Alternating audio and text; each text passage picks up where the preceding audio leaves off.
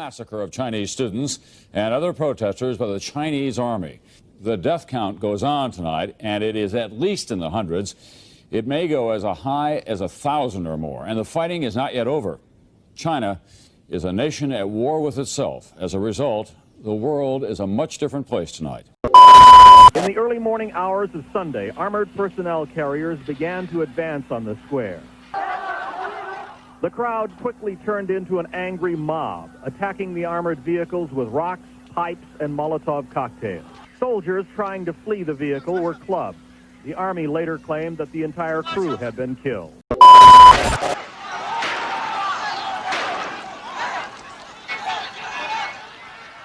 They just killed another one in the square. The doctor said, "My government has gone mad."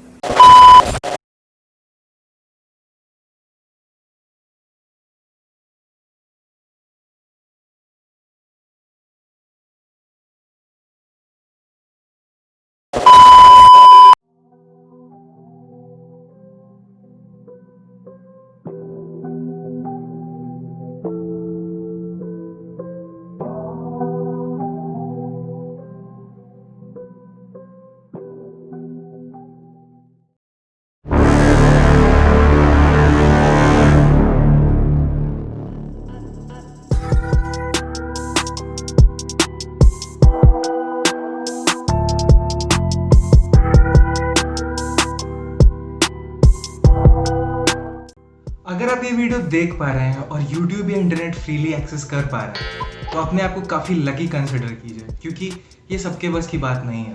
आज हम सब घर बैठे internet browse कर सकते हैं, न्यूज़ देख सकते हैं, देश और दुनिया में क्या हो रहा है ये सब हमसे सिर्फ एक क्लिक दूर है। गवर्नमेंट क्या एक्शंस ले रही है, कौन से नए रिफॉर्म्स ला रही है, कौन से नए लॉज इंट्रोड्यूस करवा रही है, इन सब के बारे में हम अपना व्यूज़ ऑनलाइन शेयर कर सकते हैं, अपना ओपिनियन दे सकते हैं, उसे पसंद कर सकते हैं या फिर उसे रिजेक्ट कर सकते हैं, एकदम खुल्लम खुल्ला। पर ये सब आप नहीं कर सकते अगर आप होते चाइना में। ऐसा क्यों होता है, चलिए देखते हैं।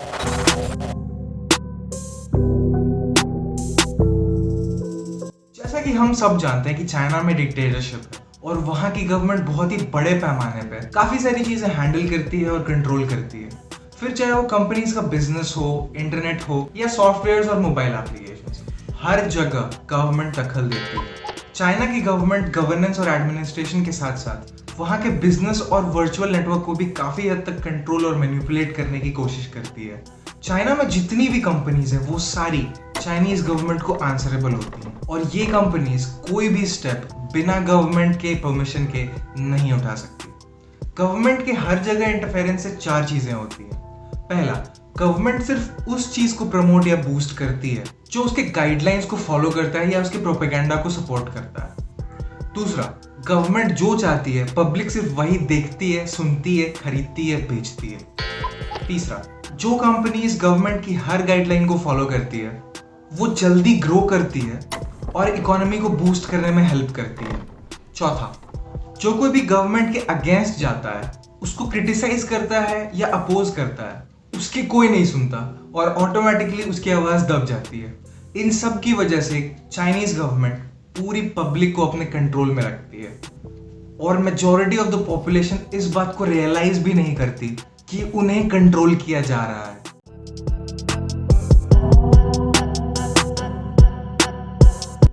अगर आप चाइना में हैं तो Google, YouTube, Facebook, WhatsApp, Twitter, Instagram ये सब कुछ भी नहीं आप यूज कर पाएंगे।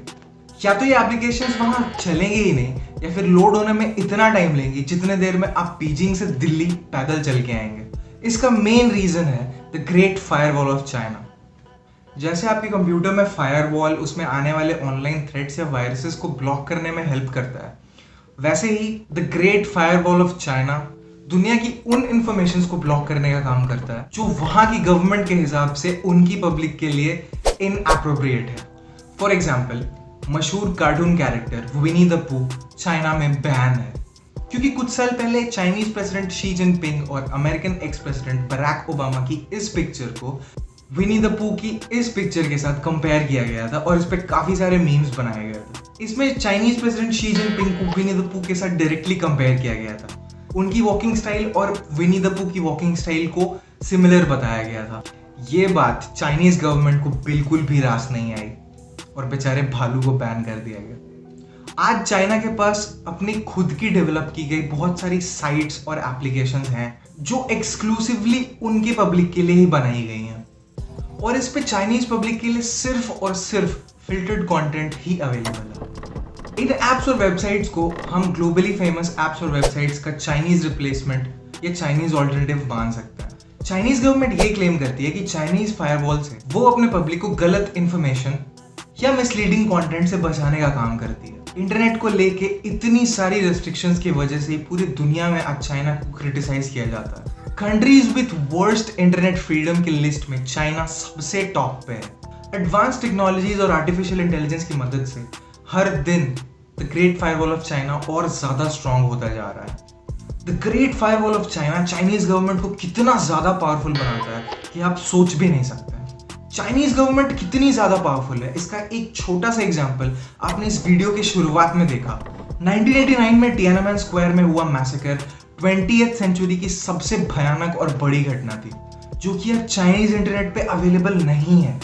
अगर हम गूगल पे जाके जून 4, 1989 चाइना प्रोटेस्ट्स के बारे में सर्च करें तो हमें उस इंसिडेंट से रिलेटेड सारी इंफॉर्मेशन डिटेल में मिल जाएंगी। लेकिन गूगल की तरह ही चाइना के एक सर्च इंजन बाइडू की अगर हम बात करें तो उसमें सेम कीवर्ड्स यानी जून 4, 1989 चाइना प्रोटेस्ट डालने पे जो रिजल्ट्स आते हैं उनमें एक बहुत बड़ा डिफरेंस देखने को मिलता है विच इज क्वाइट अलार्मिंग। सो इससे ये प्रूव होता है कि चाइनीज गवर्नमेंट अपने सिटीजन्स के माइंड को काफी हद तक इंटरनेट के थ्रू शेप और कंट्रोल करने में केपेबल है। वो अपने सिटीजन्स को वो चीजें कभी नहीं दिखाएगी जो उसे लगता है कि उसके सिटीजन्स के लिए अनफिट है। 1980s में एक चाइनीज लीडर डॉन ज़ियांगपिंग ने चाइना की इकोनॉमी में एक बहुत बड़ा रिफॉर्म इंट्रोड्यूस करवाया जिसकी वजह से चाइना आज इतना डेवलप हो चुका है। डॉन ज़ियांगपिंग ये बात जानते थे कि जैसे जैसे डेवलपमेंट और प्रोग्रेस होगा वैसे वैसे वेस्टर्न बिलीव्स और आइडियोलॉजीज भी चाइना में आएंगी जिनमें चाइनीज गवर्नमेंट को कोई खास इंटरेस्ट नहीं था। As a part of this economic resurgence China में 1990s में इंटरनेट इंट्रोड्यूस करवाया गया और साथ ही साथ प्रोजेक्ट गोल्डन शील्ड को भी लॉन्च किया गया।